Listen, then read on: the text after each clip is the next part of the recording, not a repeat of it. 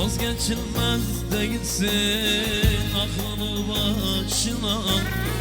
Ben canımdan vazgeçtim, senden de vazgeçerim.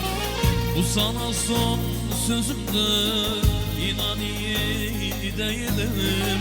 Seni çok sevsem bile senden de vazgeçerim.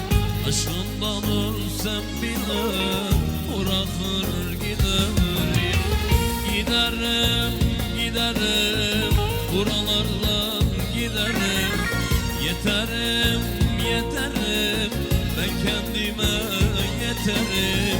Aşkından ölsem bile senden de vazgeçerim. Seni çok sevsem bile unutur giderim.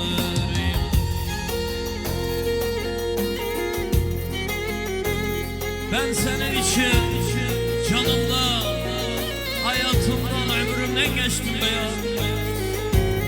Sen ise beni bir kötüye sattın. Geçemedim be zalim. Oysa ben dünyadan geçtim senin için. Ama hayırsızsın, ne yapayım, hayırsız.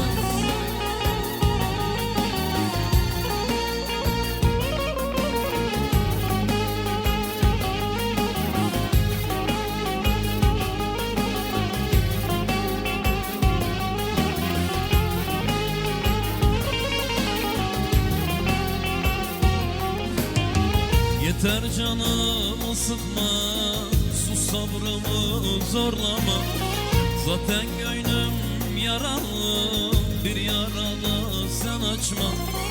Sen de git gideceksen beni boş yere yorma. Uzak dur benden uzak, yoluma engel olma. Uzak dur benden uzak, yoluma engel olma. Giderim, giderim, buralardan giderim.